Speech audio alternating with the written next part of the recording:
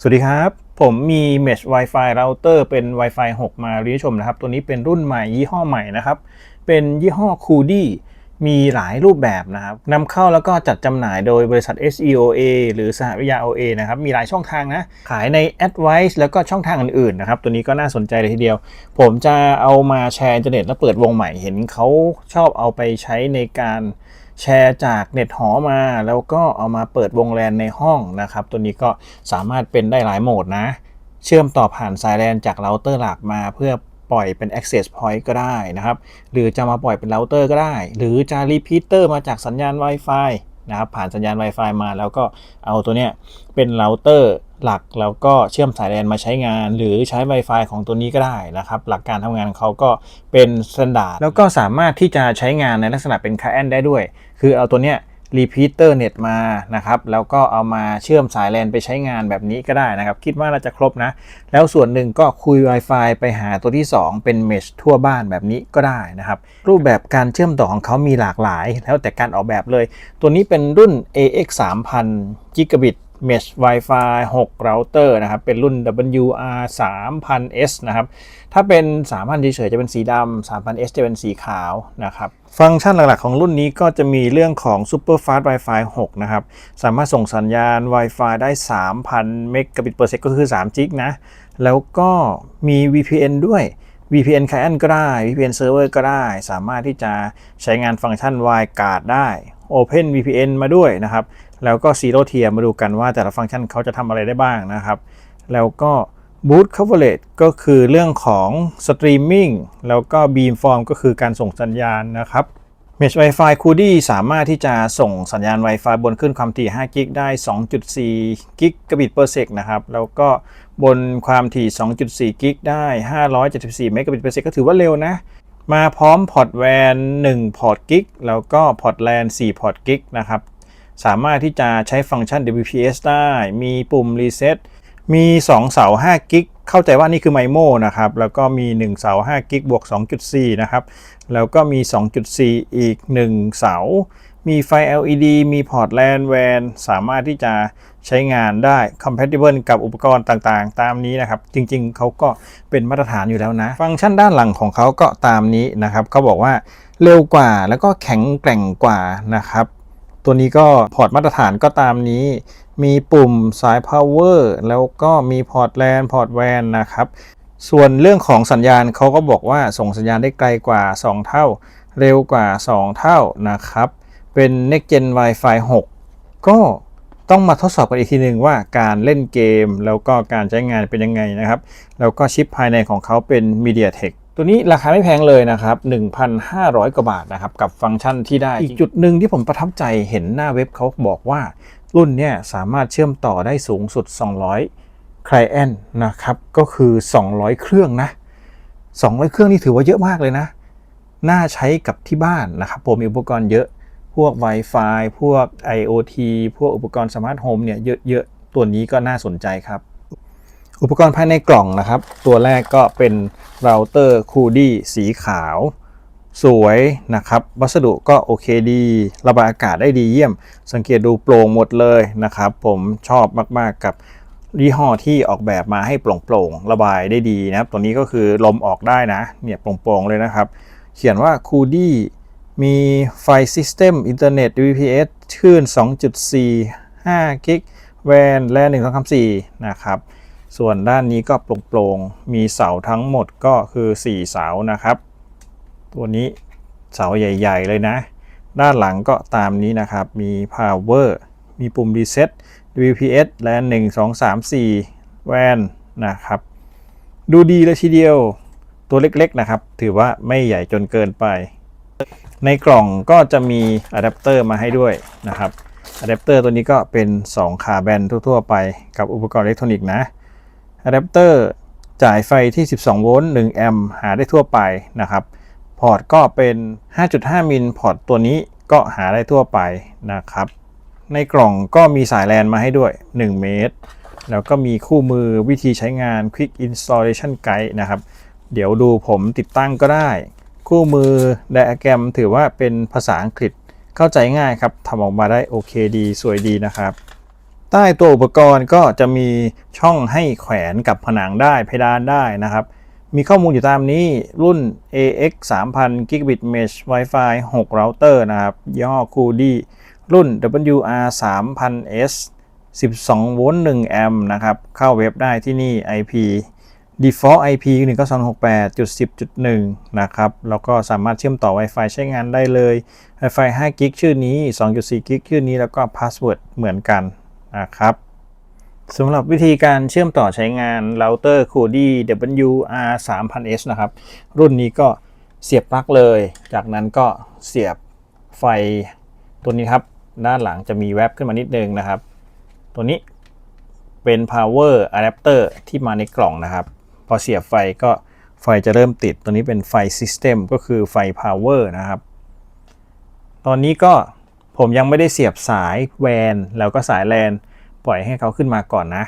จริงๆถ้าจะให้สวยๆเลยก็สามารถที่จะเสียบสายแวนได้เลยครับถ้าเป็น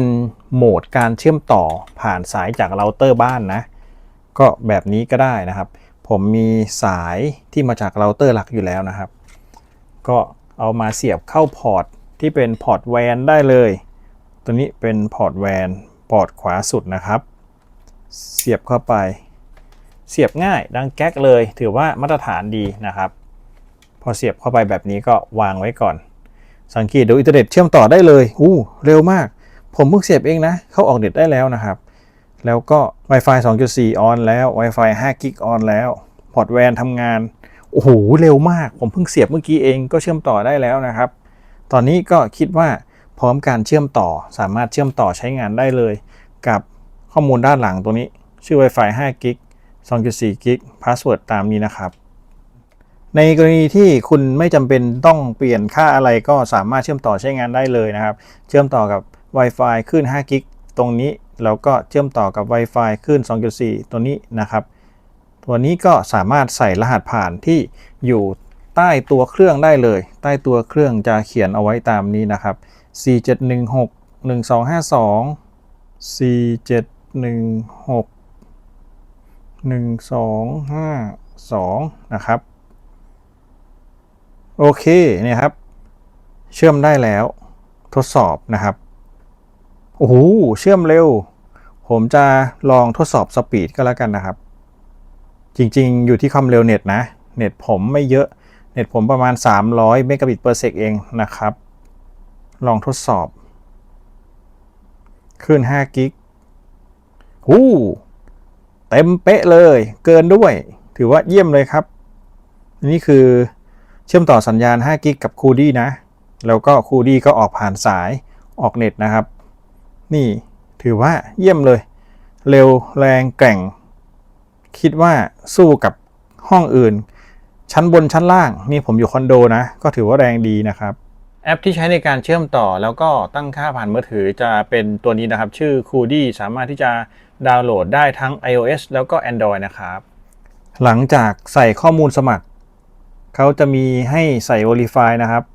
Verify Code ก็ตามนี้เสร็จแล้วยืนยันครับ Kudi มาแล้วก็ลงทะเบียนใหม่ครับเข้าใช้งานแล้วครับหลังจากที่ผมสมัครแล้วก็ล็อกอินเข้ามาใช้งานนะครับเราเชื่อมต่อกับ Wi-Fi Kudi ตัวนี้ผ่านออกเน็ตนะครับเขาจะเจอเลยว่าอุปกรณ์ตัวนี้คือตัวไหนนะครับ WR 300S ตัวนี้เขาให้เราสร้างรหัสผ่านนะครับเป็นรหัสผ่านในการเข้าใช้งานครั้งต่อไป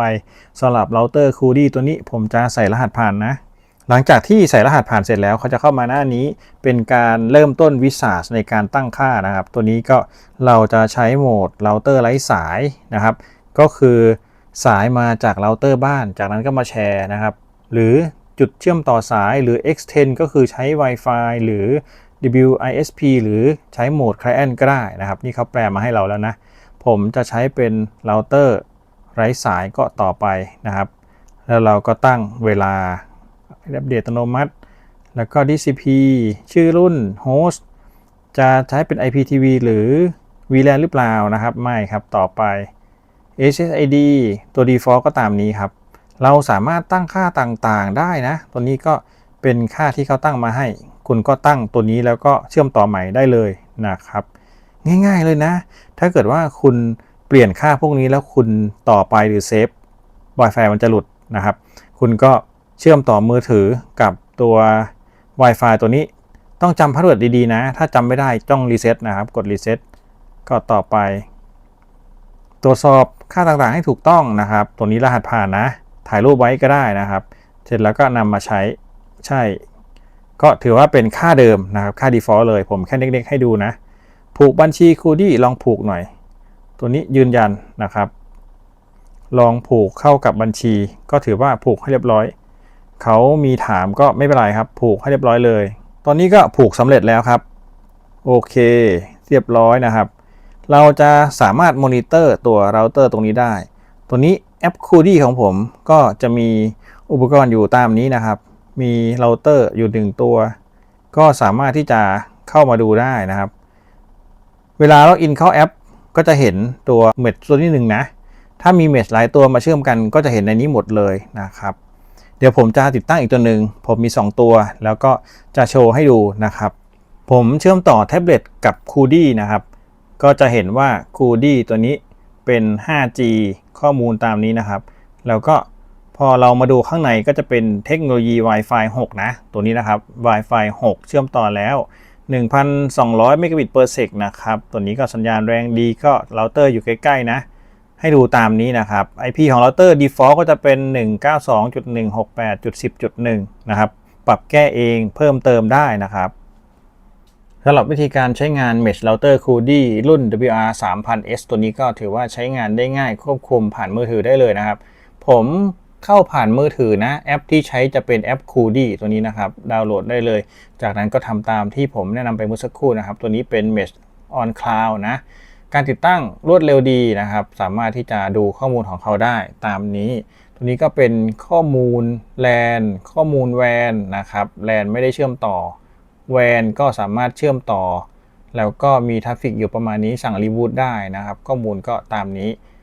เห็นภาพชัดเจนดูแลง่ายเปลี่ยนชื่อตรงนี้เลยก็ได้ครับทุกอย่างง่ายดีเหมาะกับการใช้งาน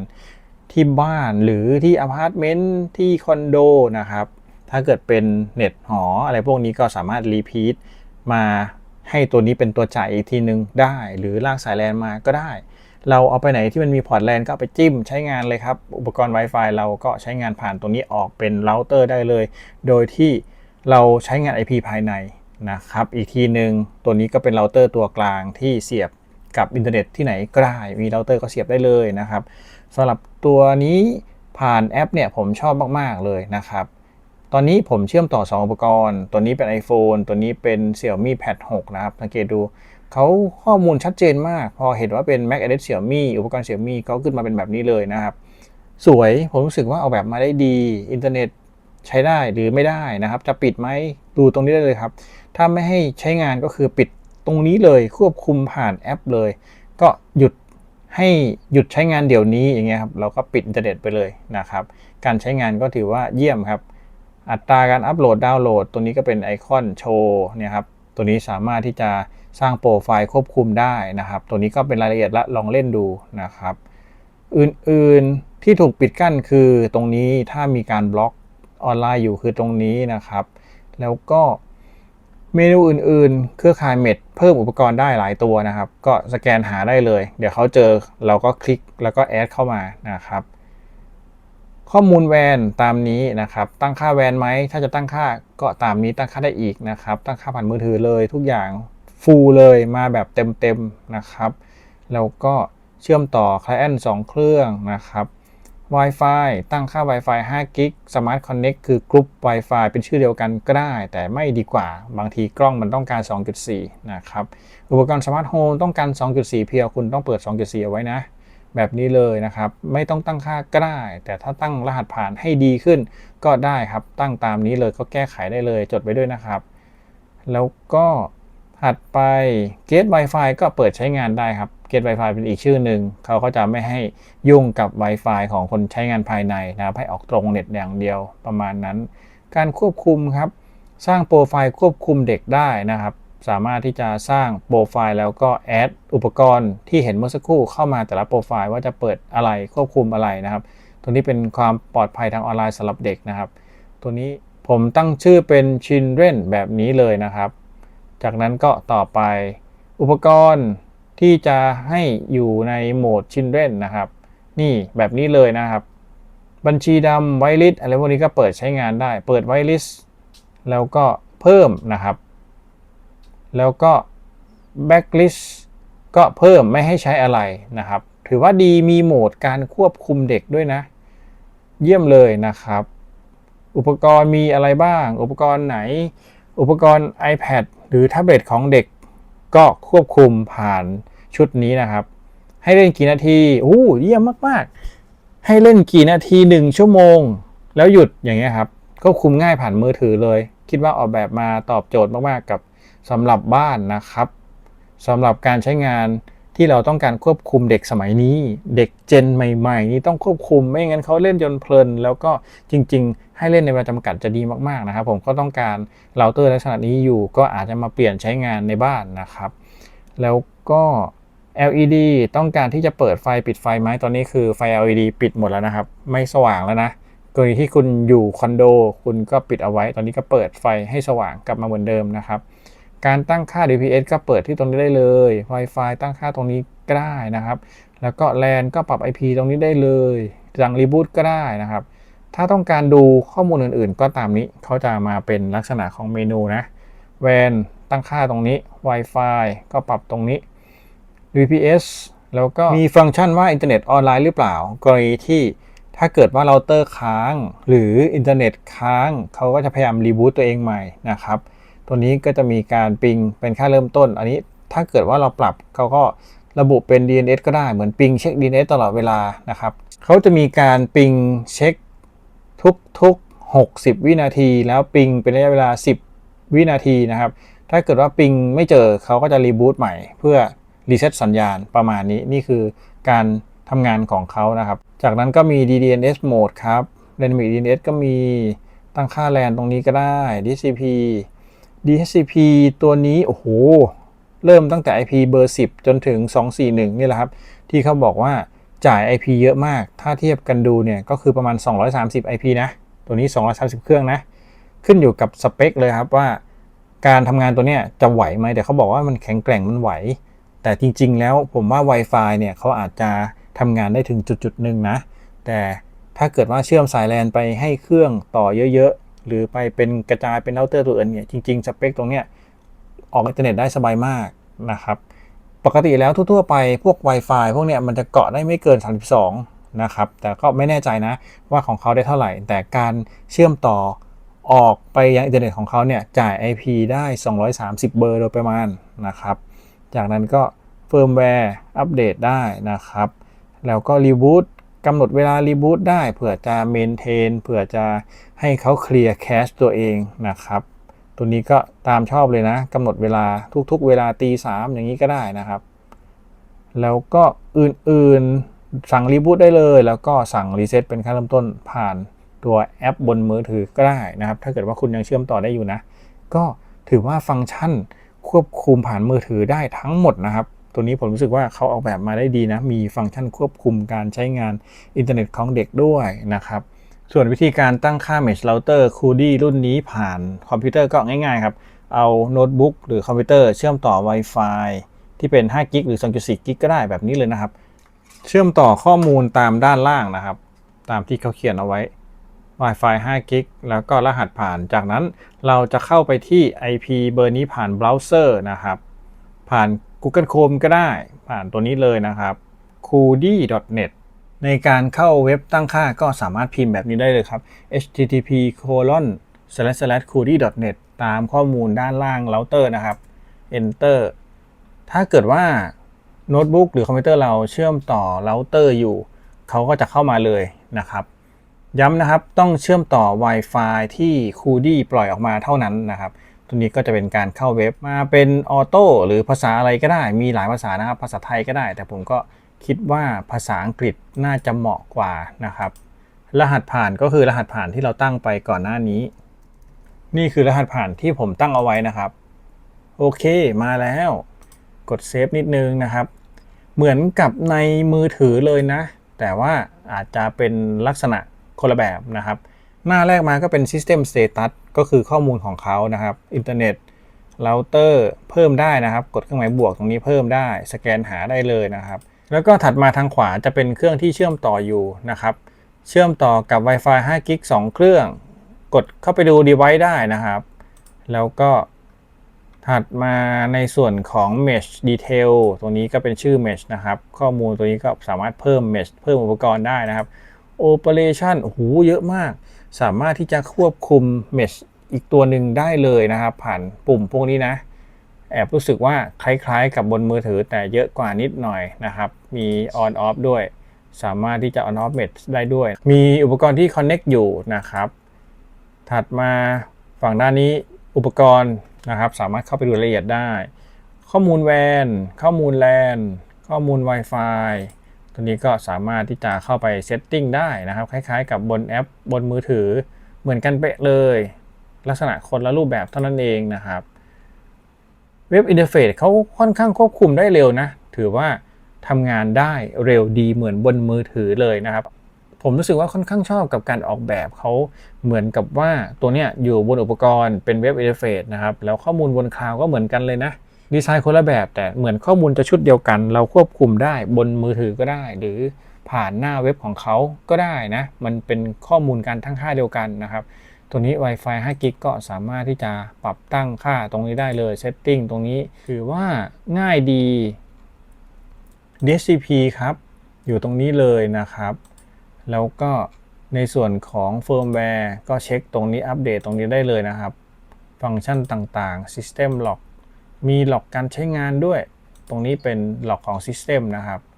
ถัดมาเมนูด้านบนครับก็จะมี Quick Setup กรณีที่เราต้องการตั้งค่าด่วนจริงๆกรณีนี้จะเป็นการเริ่มต้นใช้งานถ้าเกิดว่าคุณเอาคอมพิวเตอร์ตั้งค่าตอนแรกก็จะสามารถเลือกได้เช่นเดียวกันแต่ผมเอามือถือตั้งค่าไปแล้วนะครับก็ถือว่า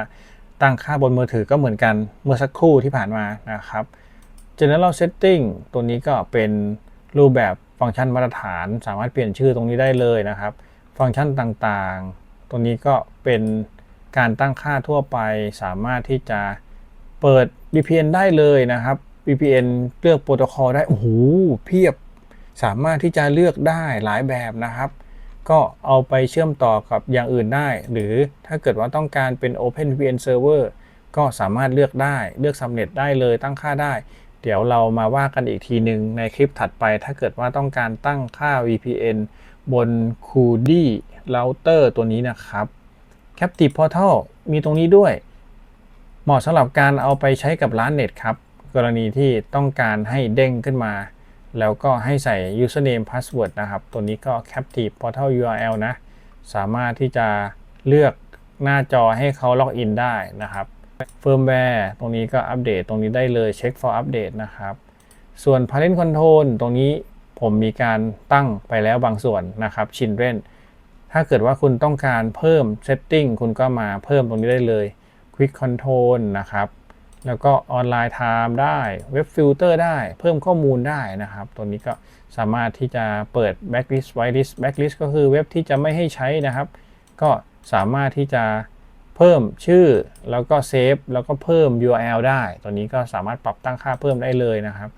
ส่วนอื่นๆตรงนี้ advanced setting คล้ายๆกับบนมือถือเลยแต่ก็ดูเหมือนเยอะกว่านะเพียบเลยมี LAN มี WAN Guest OS นะครับเรื่องอื่นๆ Port Forward อยู่ตรงนี้แล้วก็มี Custom DNS ก็มีกรณีที่เราอยากแก้ DNS นะครับสามารถเปิดใช้งานได้ DNS ก็มี Static Route ใส่ได้นะครับฟังก์ชันถือว่าค่อนข้างเยอะเลยเมื่อเทียบกับราคาเท่านี้นะสามารถที่จะตั้งค่าเป็น Port Forward ตรงนี้ได้เลยนะครับกรณีที่จะทำเซิร์ฟเวอร์ที่บ้านตั้งเป็น DMZ ได้นะครับเลือกพอร์ตสักพอร์ตหนึ่งไว้ DMZ Online Detect ตรงนี้ก็สามารถสั่งรีบูตได้นะครับกรณีที่อินเทอร์เน็ตดาวนะครับแล้วก็ Wake on LAN Wake on LAN เปิดใช้งานได้ Firewall มี Firewall ด้วยเปิดใช้งาน Firewall ระดับเบื้องต้นได้นะครับแล้วก็จะมีเรื่อง MAC Filter IP Filter นี่ก็มาตรฐาน IP MAC Binding ก็คือกรณีที่เราต้องการที่จะ matching โอ้ดูเหมือนมีการคอนโทรลระดับนี้ได้ด้วยนะถือว่าเยี่ยมเลยเหมือนเน็ตคัทเลยนะครับแล้วก็ Wi-Fi Schedule กรณีที่ต้องการจะดรอปสัญญาณ Wi-Fi หรือปิดสัญญาณ Wi-Fi นะครับแล้วก็ System Time Firmware อันนี้ก็ปกตินะ Online Time สามารถตั้ง Time Sync ได้เรียก NTP นะครับแล้วก็ Firmware Upgrade Backup Restore ได้ปกติ Admin ตัวนี้ก็ใครที่สามารถที่จะเข้าตั้งค่าเว็บ Admin ได้นะครับ Admin Account สำหรับเปลี่ยน Password Admin นะครับแล้วก็ภาษาในการเข้าใช้งาน Interface นะครับ Time Reboot ก็สั่ง Reboot ได้ LED Control ปิดได้นะครับตัวนี้ TR069 ตัวนี้ก็เป็นอีกฟังก์ชันหนึ่งที่ไม่ค่อยได้ใช้หรอกครับเอาไว้ใช้กรณีที่มีระบบเท่านั้นนะครับมีเครื่องมือตัวนี้เป็นเครื่องมือในการเช็คปิงเทรดเล้าผ่านคอมมานด์ประมาณนี้แทนที่เราจะใช้คอมพิวเตอร์เราก็ใช้ตัวเราเตอร์ที่ทดสอบเองเลยนะครับเรียน Lookup มี System Lock ด้วยนี่คือฟังก์ชันทั้งหมดของ Kudi WR 3000S รุ่นนี้นะครับการใช้งานก็ถือว่าง่ายฟังก์ชันทำงานได้ดีเร็วดีคราวนี้มาทดสอบกันครับเท่าที่ลองทดสอบสัญญาณเทียบกับยี่ห้ออื่นก็รู้สึกว่า Kudi รุ่นนี้สัญญาณแรงกว่าชาวบ้านเล็กน้อยนะครับในบางจังหวะนะโดยส่วนใหญ่ก็ถือว่าค่อนข้างแรงนะครับเท่าที่ผมลองทดสอบหลายแบบก็รู้สึกว่า Kudi รุ่นนี้เขาเหมาะกับใช้ในแนวราบนะครับผนัง 2-3 ชั้นนี่ถือว่าสบายๆอย่างที่เห็นนะค่อนข้างแรงกว่าชาวบ้านนะครับส่วนกรณีที่ใช้ในแนวดิ่งรู้สึกว่าไม่ค่อยแรงเท่าไหร่อยู่ได้ประมาณ2ชั้นเศษนะครับก็เริ่มค่อนข้างสัญญาณอ่อนละนะครับเหมาะกับการใช้ในแนวราบถ้าเกิดว่าต้องการใช้แนวดิ่งคิดว่าน่าจะต้องเพิ่มจำนวนเยอะๆแล้วก็เอามาเมชกันมากหน่อยนะครับสังเกตดู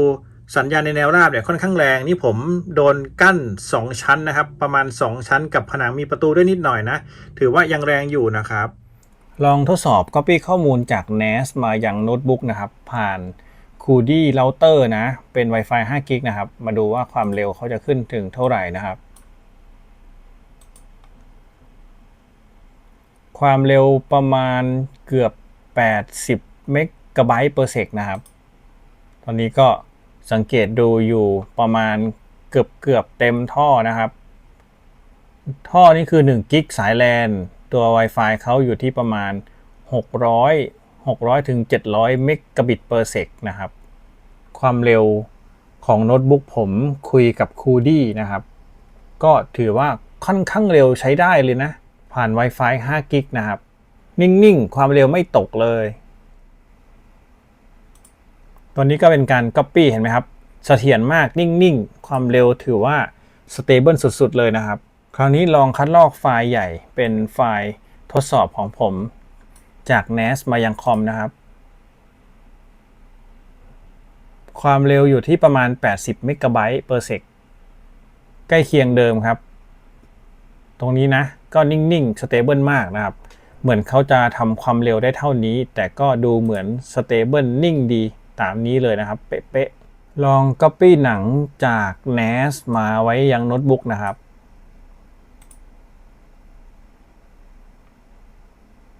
ความเร็วก็คงที่อยู่ที่ประมาณ80 เมกะไบต์ per sec นะครับลองทดสอบ Copy ข้อมูลจากคอมพิวเตอร์ไปยัง NAS บ้างนะครับเป็นไฟล์ mp4 นะความเร็วก็ขึ้นมาอยู่ที่ประมาณ70 เมกะไบต์ per sec นะครับดูเหมือนจะสุดที่70 เมกะไบต์ per sec ไม่แน่ใจว่าอยู่ที่การเขียน NAS ของผมเองหรือเปล่านะปกติ NAS มันอาจจะเขียนช้าครับก็ถือว่าเสถียรดีนิ่งๆเลยนะครับมีตกเล็กน้อยช่วงแรกๆถัดมาก็นิ่งมากๆอยู่ที่ประมาณ70ลองใช้ทดสอบเล่นเกมฟรีไฟร์ครับเท่าที่เล่นมาสักพักก็รู้สึกว่าไหลลื่นดีนะครับนิ่งๆเลยสังเกตดูผมควบคุมเกมนะในการบังคับทิศทางการโหลดกราฟิกต่างๆก็ไม่สะดุดเลยนะครับถือว่าน่าจะไม่มีปัญหาอยู่แล้วกับสเปคนี้นะครับลองสังเกตภาพกว้างๆผมทดสอบฟรีไฟร์บนคอมพิวเตอร์แล้วก็ฟรีไฟร์บนมือถือว่าสมูทดีทั้งคู่นะครับ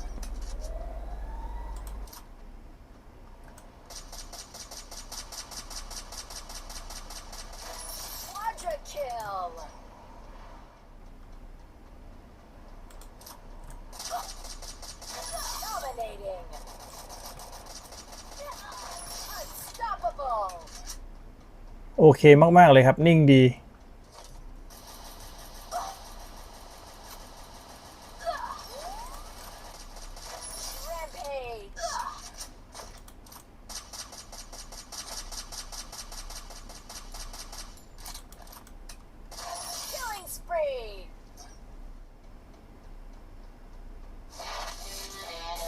โอเคถือว่าดีครับเล่นเกมได้ไหลลื่นดี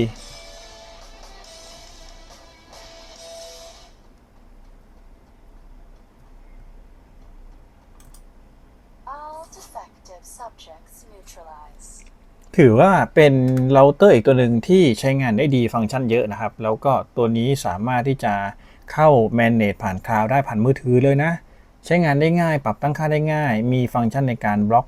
เข้าใช้งานของเด็กๆด้วยปรับตั้งค่าได้ด้วยทำ VPN Server ด้วยนะครับเดี๋ยวผมก็จะทำ VPN Server ใช้งานแล้วก็ทำคลิปไว้ให้ชมนะตัวนี้ก็ถือว่าเยี่ยมเลยนะครับ Goody Mesh Router รุ่นนี้ก็ถือว่าใช้งานดีครับทดสอบแล้วเล่นเกมได้ไหลลื่น Copy ข้อมูลก็เร็วถือว่าใช้งานได้อย่างครบถ้วนนะครับที่สำคัญก็คือมีฟังก์ชันให้ใช้หลากหลายสามารถทำ VPN Server ได้ด้วยแล้วก็มีฟังก์ชันในการบล็อกการใช้งานที่ควบคุมผ่านมือถือได้นะ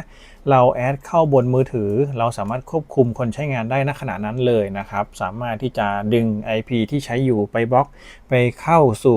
โปรไฟล์ของการบล็อกคอนเทนต์ได้เลยสามารถที่จะเหมาะกับใช้งานที่บ้านที่ออฟฟิศสามารถเชื่อมต่ออุปกรณ์ได้หลายตัวเมชกันทั่วบ้านเลยก็ได้นะครับซื้อมาหลายๆตัวแล้วก็วางตัวหนึ่งกับเราเตอร์บ้านและที่เหลืออยู่ก็กระจายไปตามชั้นต่างๆหรือตามห้องต่างๆก็สามารถควบคุมพื้นที่ได้หมดแล้วนะครับตัวนี้ก็เชื่อมต่อง่ายแล้วก็